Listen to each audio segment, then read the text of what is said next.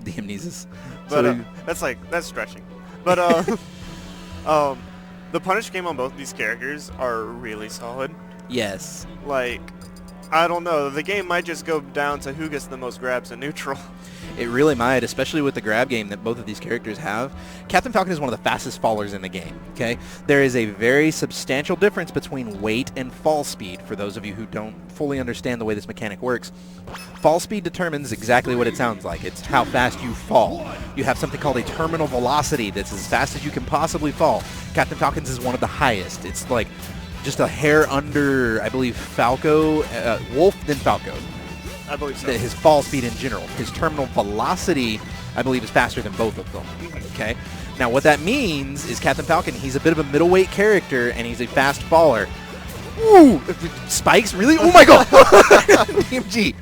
So what that means is anybody that has any type of reasonable combo game on a fast faller is going... Oh, can you get it? Yes! Gets the knee! DMG sealing the first stock with a really fancy, really hype combo. If you can't tell by how excited I am by that one, Birdie Birds.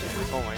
So, oh my gosh. And Boiko sort of returns and is like, nah, I'm not going to let you get any extra credit on me. I'm going to just combo you in the back here. Yes. I'm sorry. I'm so happy with the way this set's going so far. This is going to be a really fast-paced, really well-done set. From both of them, the two of the best players for their character. I am going to say that about DMG with Captain Falcon. Two of the best players for their character rocking it right now. Now, we did see early on, Boiko got a really good start in the first stock, and then DMG pulled it around, got a really solid combo of his own, and was able to seal it really quickly. Within the first minute or so, we had a really solid stock. I'm going to say really like 18 times.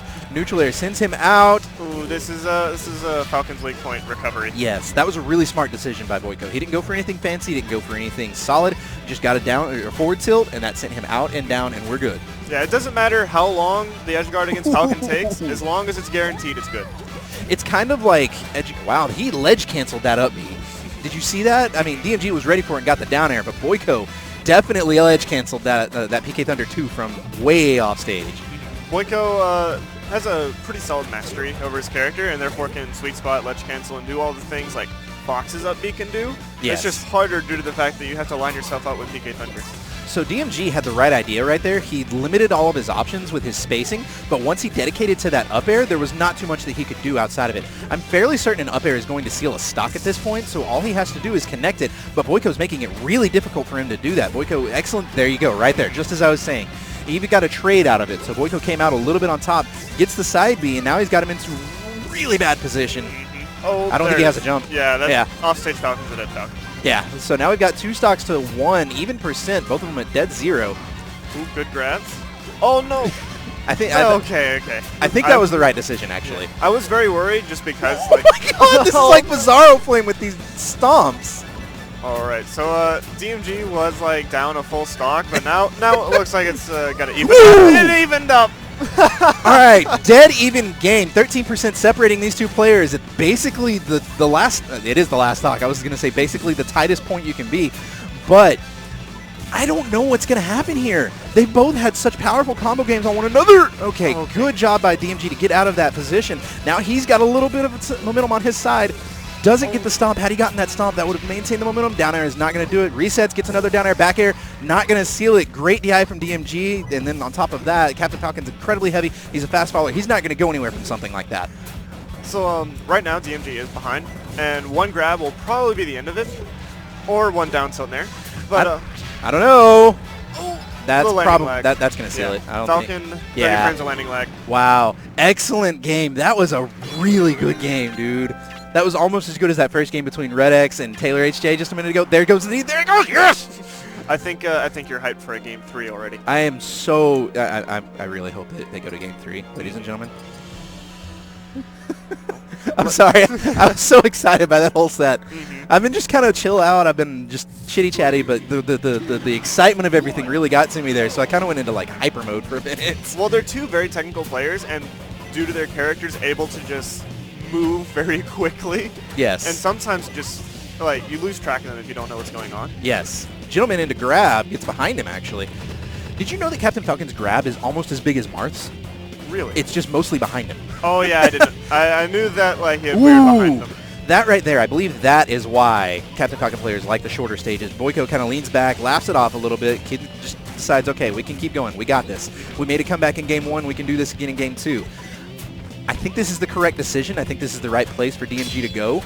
So I believe that he can take this game, and I believe, and I'm crossing my fingers saying I hope, we'll see a game number 3. Another gentleman from him. However, that good forward air from Boiko, not able to convert too much off of the following throw. There's the up tilt and the up airs. That's going to start a string.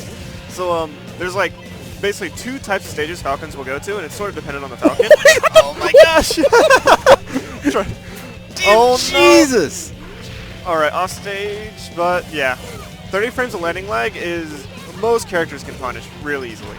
For those of you who don't fully understand what a frame is 1/60th of a second, okay? 60 frames per second means 60 frames, you see 1 frame in 1/60th of a second. 30 frames is half of a second. Half of a second in a high-paced game like this, like a game similar to Melee, Project M, any of the Smash Brothers games, half of a second is forever. Yeah. And if you watch Captain Falcon, you'll see him stand on the ground and just stand there for a really long time, which is kind of a derp look on his face, like, all right, I mean, if you're going to do something, let's get this over with. Back air from Boiko sets DMG up off the ledge. DMG gets a side B to put Boiko way up off of the side. Unfortunately, at too high a percent to get even an up air. Suffering from some arthritis right now. All he has to do is hold ledge.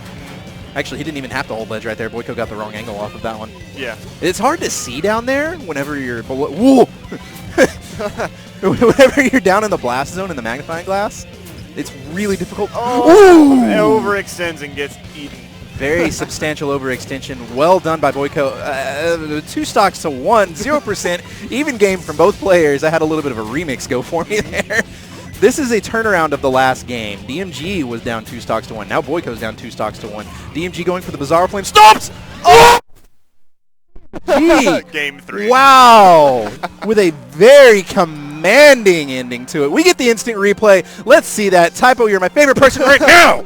Let's go. Meteor canceled and 2 get stomped again. Wow. Oh my. So as I was saying earlier, there's basically 2 types of stages that Falcons will go to, and it's dependent on the Falcon. You either get the small stages with short blast zones, and that's for the Falcons that just want to kill you. Yes. And then you get very large stages with very large blast zones, and that's for Falcons like, I just want to dash dance and look for things.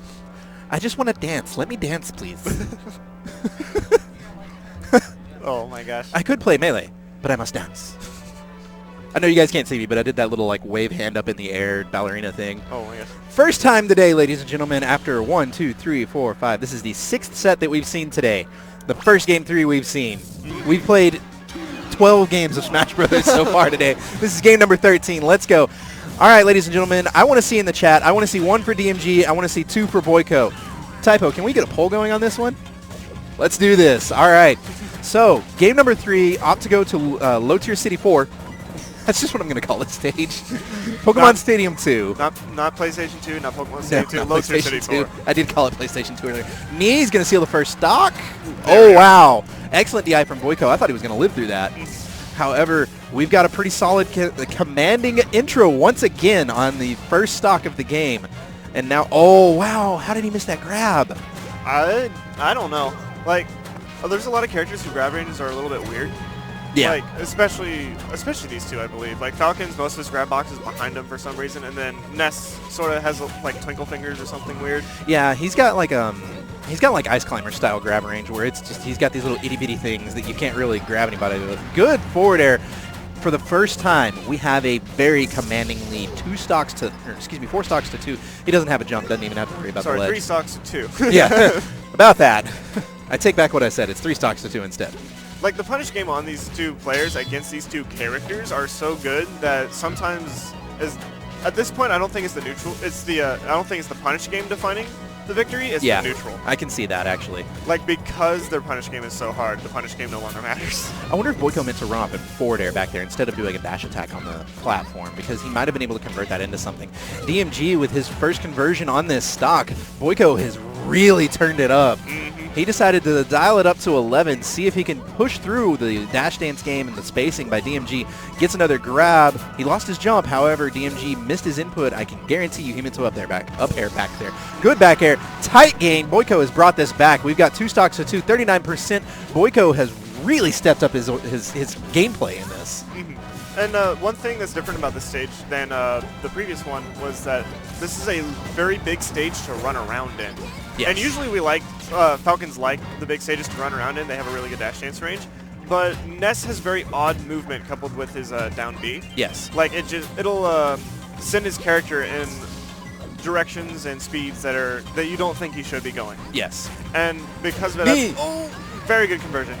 So Boiko's movement might be why DMG's been electing to go to small stages. He feels like maybe he can corner and pressure Boiko rather than get dash dance and outmaneuvered. I could definitely see that, especially with the way that Boiko has been spacing everything out. I can imagine it would be really difficult to convert or to. Oh, he tried to footstool him. Oh, there's a bad space. Oh no! Okay, good. Wow. All right. So what was a commanding lead? Now DMG overcommitted. Oh, excellent DI from Boiko. Manages to survive through that. Gets a grab. Forward air. That's going to seal the set. DMG with a JV2 stock in game number 3. The first game 3 we saw manages to send Boiko straight into the loser's bracket. Mm-hmm. That was a really intense set. I loved it. That is how you play Project M. That was a hell of a set, man. You get a melee character and you get a non-melee character, and they just behave really fun together. Yes, they do. Golly.